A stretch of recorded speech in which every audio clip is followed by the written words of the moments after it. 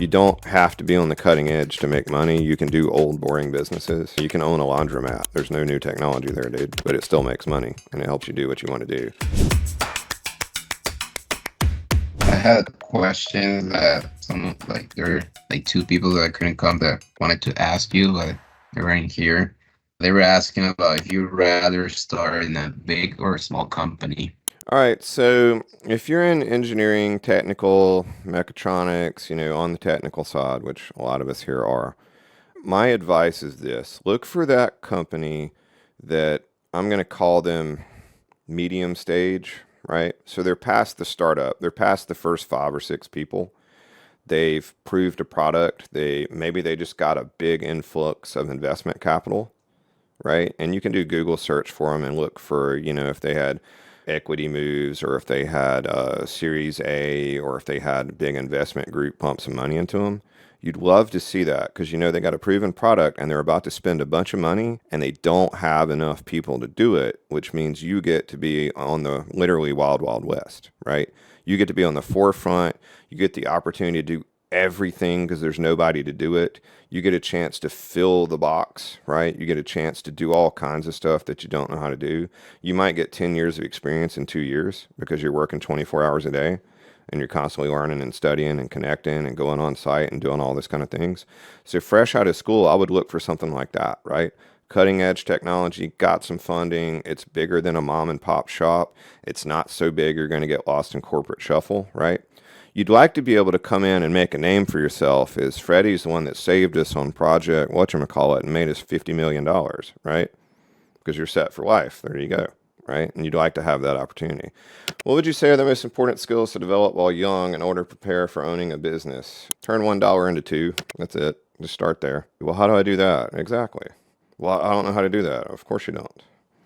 But what does that mean? Figure it out, right? Like if you need any more detail on how to turn $1 into two, owning a business probably isn't for you. Because businesses don't come with manuals. We have no idea what the hell we're doing. We're making it up on the fly every single day.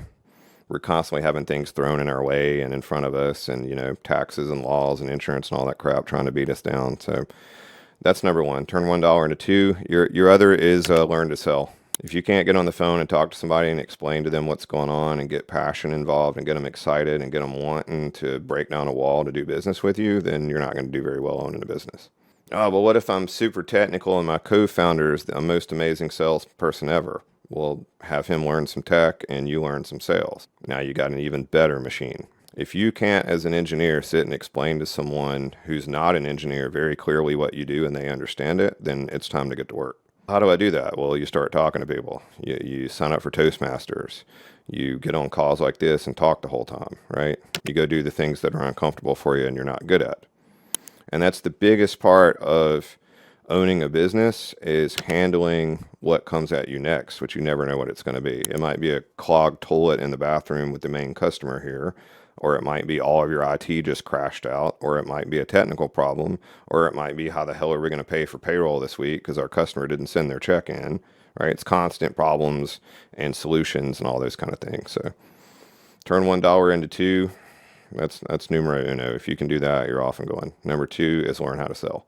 Let me go into that for a minute though, because a lot of people are like, well, I don't want to be a spammy salesman. Well, I didn't say be a spammy salesman. A true salesperson is not trying to sell someone anything. They're trying to solve a problem.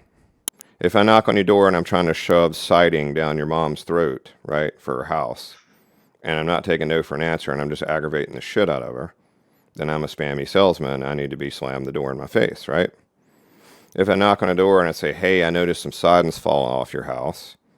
It's kind of old. Would you like me to put that up for you for free? And in exchange, could I give you a quote for putting new stuff on? Because I really don't want water coming in your house, and messing up what you got going on. So I'd be happy to take care of that for you. Well, that guy's probably going to get a shot, right? He's solving a problem. He's helping the customer, not helping himself. So in sales, here's the cool part about this, and this is why I bring this up. As engineers, we are helpful by nature, right? It's our best and worst trait. We help everyone, but we'll never tell anyone no. And that's why we're so good and so frustrated all the time, right? So as an engineer, if I look at sales as I'm here to help someone, Well, now it's not spammy and negative, right? Now it's positive. Now I can help more people. That helps a lot. So would you say, just to kind of add on that, the job that I'm in right now, it's sales. It's commercial HVAC sales. What would be the best way to approach that going in fresh, never doing sales before, and now jumping into a sales role? Okay, so a couple things. If you are fresh out of school and you took the sales gig, you probably just set yourself up for failure because 3 years from now, you're not going to know how to do anything technical if you're not careful. You need to keep your technical skill set. You need to go back in the lab. You need to go to the on-sites. You need to go to the installations. You need to go hang out with the design engineers. You need to go hang out with the technical people. And you really need to understand the product technically inside and out, backwards and forwards, and be able to design it and build it and install it yourself. That's 60% of your time. Okay. The other 60% of your time is learning how to sell and make connections and help people and Tony Robbins and Zig Ziglar and all the trainings that you can possibly do. But to answer your question, because you guys are all looking for the magic bullet and what's the best way to do something when there's 1,000 different ways to do something, right? One thing that will help you is find the graybeard, find the old guy that's the main sales guy, and then just go help him make sales. Let him keep the whole commission if you can just ride along with him, right? If you can just hang out with him and help him, right? If you can learn his system, his process, how he does it, who he connects with, how he talks to them, what jobs he goes after, what he doesn't. That's really the best possible way you can learn how to do it, right? Now, here's what can happen with you sometimes. You hire into a company and you're their first sales engineer and you're fresh out of school because they're broke and they can't afford anybody. So they hired your dumbass to come in and try to fix it, right? And the owner doesn't like talking to people, so he thought he'd just hire a salesperson and he wants somebody technical so they can talk about his product, right? Well, who do you need to talk to? You probably need to go talk to the owner or whoever it is that started this company and the passion behind it and all those kind of things and drag that shit out of them, right?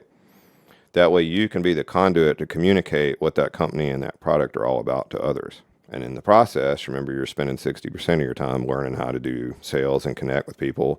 And there's a bunch of great Tony Robbins courses. Spend the money, spend the 4 or 5 grand, spend the 10 grand, take them, be amazing, right? You don't need a whole lot of sales to make up for that amount of money. For your transition from mid to senior, the big things are learning how to work with people and make connections. You want to study personality types and disc profiles and Myers-Briggs and some of those kind of things to get a feel for how people work together. That will help you make that transition so that you can be more effective, so you can get the right people on your team, so you can deal with management, so you can deal with that crazy project manager and all those kind of things. The other part is you really want to get into the business model of the business you're working in. You want to understand what's your key product, what are your gross margins, what are the product costs, what actually matters. Like, so as a senior engineer, if I spend 99% of my time saving us a billionth of a percent on cost, I probably didn't do my job. Like, I should go look at what the overall product is and go, man, it's, 45% of the cost is this startup initial programming. How can I make that better? Right? Then there's more money for you and for everybody else. So business side, dealing with people are probably the things you need to look for to make that transition. So you think it requires a big mindset shift? I think all of life requires a big mindset shift. What strategies and approaches have you employed to balance the technical intricacies and innovation in your engineering work with the demands of running a successful business? For me, I'm at the point now where I have enough people to learn all the new stuff, right? So I'm the PE that's kind of reviewing things at the end. I work a lot more on the business and sales side because that's where I'm needed and that's where a lot of my talent is. Now I can come in and do some heavy lifting and technology if I need to, but in reality, I'm on the tail end of my career and I don't need to get any smarter. How do you balance that? Do whatever's best for whatever it is you're trying to do. He also asked, how do you make sure your business remains competitive and innovative? It kind of depends on your business. So I think this is something some people miss. Dude that sells car batteries probably makes more money than dude that invents the next greatest bread slicer, right? You don't have to be on the cutting edge to make money. You can do old, boring businesses. You can own a laundromat. There's no new technology there, dude, but it still makes money and it helps you do what you want to do. So I think the answer to your question is it kind of depends on what your business is. If you're building the Net's autonomous cargo plane, you probably need to spend a lot of money on the R&D and development and senior projects and getting master students working on things and getting into the lab and all that kind of stuff. If you have a, old school wood construction company, Hey, you get a new nail gun every once in a while. That's about it. You do whatever you need for your business to succeed. As an engineer turned business owner, you likely face complex technical problems in your career. Can you share a situation where you encountered a significant technical challenge within your business ops? How did you approach it from a business perspective? And what were the outcome in terms of both technical and financial aspects of your company? I'm not sure if we're the best spot to answer that question, Alex. I don't know. We do a lot of crazy hard things, and sometimes we completely jack them up. And what we try to do is to make sure that if we've reinvented technology or invented time travel, that we're going to be rewarded for it. So we want to make sure it's a big enough opportunity and a big enough customer.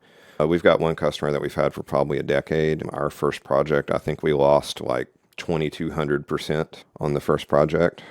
We were mega negative, but we built a system that we've been using for nearly a decade. We made an investment in the long term, and then we had to continue to build the relationship where some of the people know us, has been there longer than a lot of people that work there. Did you employ project managers? Do you think engineers should be in charge of their own project management? I have two minds on this issue. That's an amazing question, and that is very company specific, Zoe. It also kind of depends on the people you have. It also depends on how your projects are set up. So I worked in a company that did a lot of government and contracts and a government, big corporate type projects. If they hadn't had PMs that were used to dealing with stupid contract bullshit, they would have, folded and lost millions of dollars. On the flip side, in the company that had 12 vice presidents, they probably had too many managers in the system and probably were not as responsive as they could have been. I've also looked at both directions in our company. I originally built this company to be somewhere I would want to work, and then I realized there's only one me, so that was stupid. And then I built the company completely differently where the engineers just did engineering and really didn't talk to the customers, and that folded and probably should have crashed and gone out of business because that was stupid. Now we're kind of pseudo somewhere in the middle. We have a sales and an engineering person for each main customer that they know, and that way they both get exposure to both areas. So I don't know. It kind of depends. I think everyone in engineering should take some kind of PM course, and it doesn't have to be for college credit because there's so many that you can take online and get some stupid certificate or whatever it is. Was it PMP or something, whatever the latest and greatest little letters you can throw after your name are. I highly encourage you to at least study project management and, more importantly, study small group theory and how to work in small groups and when that small group begins to break down. It's like, I think it's 7 when communications start to break down. So when you get to 49 people in your company, that next person is really going to throw off the communications because you can really only have 7 reporting to 1. So now you've got 2 layers and you go into a third, and now you really don't get your message from the owner out to that 4th layer of people. And so study project management and study small group theory.